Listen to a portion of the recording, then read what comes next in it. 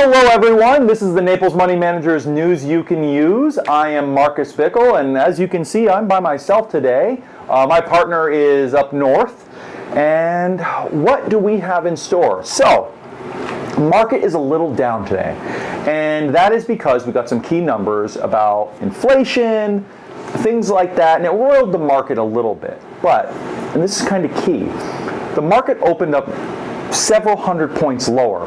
And as the day is wearing on, we seem to be getting closer to even. Why that's important is I've seen that happen several times this year. In fact, it's kind of an example of how the entire year has gone in many ways. If you think back to the first quarter of this year, we had a terrible quarter. Markets were down 20%. Our portfolios were down 6%. It was a rough time in the market, but the second quarter, the markets regained all of that and then some. So I think that's kind of an example of how things are just working right now. Bad news comes out, shakes the market a little bit, sometimes long term, like we saw in the first quarter. But then as the realities of the strength of the American economy continue to reassert itself, jobless claims are down, wages are up, things like that, the market kind of comes to its senses and we continue to move upwards. But it does make for a lot of volatility. Now, and for our strategy, that's perfect. We do covered calls. We're seeing fantastic premiums kind of across the board. In fact, there was one trade that I'm especially proud of that we did recently.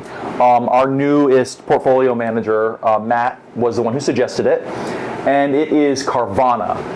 If you don't know what Carvana is, you've probably seen them on the side of the road. They're those big glass tubes filled with cars, and they're essentially like a car vending machine. They do other things, but that's what they're the most well known for. You literally go up to them, pick your car out of a kiosk, and it'll spit it out of this big glass tube, or deliver it to your house. It's very popular amongst younger generations, specifically Gen Z, who tend to not like to deal with the face-to-face as much. They don't like the car dealership experience. I mean, who does? But they don't want to deal with it at all. So, Carvana, we ended up buying it at about $350 and immediately sold a call for March of next year. And that's typically where we're targeting right now, about 9 months out. And they gave us an enormous amount of premium for that. We also sold a put on it as well. So that would give someone the right to put us the stock if it went down. We sold that at approximately $300. Between those two calls, without the stock moving at all, we made approximately $125 a share premium. So if the stock does nothing, that trade was $125 a share profit. That's an example of what we're seeing right now with all the volatility. You know, as the market continues to gyrate around based on all the news we're getting, it's creating these opportunities for the option writing. I personally wouldn't want to be in the market without some kind of collar, the options. But we, at least for now, are moving to the upside. Now, someone else suggested a good thing to talk about today would be how the different generations tend to invest and how your life changes as you get older and your income requirements change. And luckily here at the Naples Money Managers, we have people of all generations, actually. Our newest hire is firmly Gen Z at 25. I'm a millennial. We have quite a few baby boomers, and I think at least one Gen X. So we cover essentially the modern century of generations. And it's interesting to see the different mentalities about approaching investing. Obviously, young people are all about growth. They're in a time where they need to build their wealth as quickly as possible. And they also have an enormous time horizon. So if we do get like a 2008 or a 2000, they have the time to recover that. They're not looking to live off of their portfolios like many of our older clients. So a big downturn, while not fun, isn't catastrophic for them. They're also still working. For people who are moving towards retirement, not quite my age, a bit older than me, but I can see that in the future. It's more about still building your wealth. You want to be aggressive, but maybe you also want to begin controlling the downside as you come into the home stretch. You're not quite at the top of the mountain yet, but you're getting there. You want to make sure you don't fall.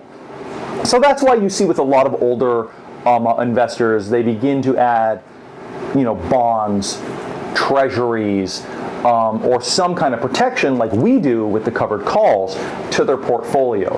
Yes, it limits the upside, the ultimate growth that you might see in a year, but it does mean in those bad years when the market drops 20%, you're not taking that entire 20% downside.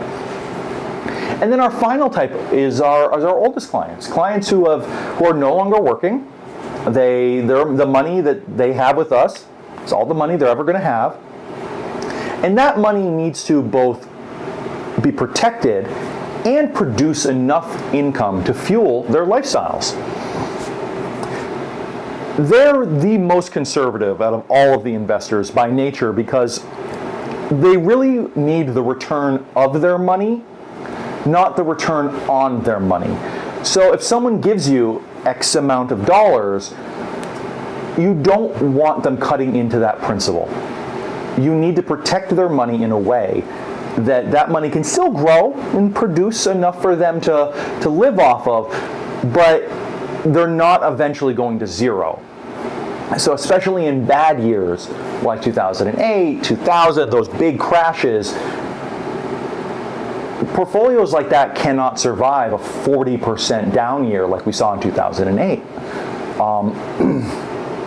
If they're taking money, that is called reverse compounding. So not only is the value of the portfolio down, they are still taking that same amount of money. It is death to a portfolio. So for our oldest clients, those who are the most conservative investors, they need the protection of the full covered call strategy to both produce the income for them and protect them in the downside. So that's kind of all I have today, folks. I just wanted to talk a little bit about the markets and a little bit about the different generational approaches to investing. And that is news you can use. Remember, money matters, but most importantly, you matter. Please like and subscribe, and I will see you again next week.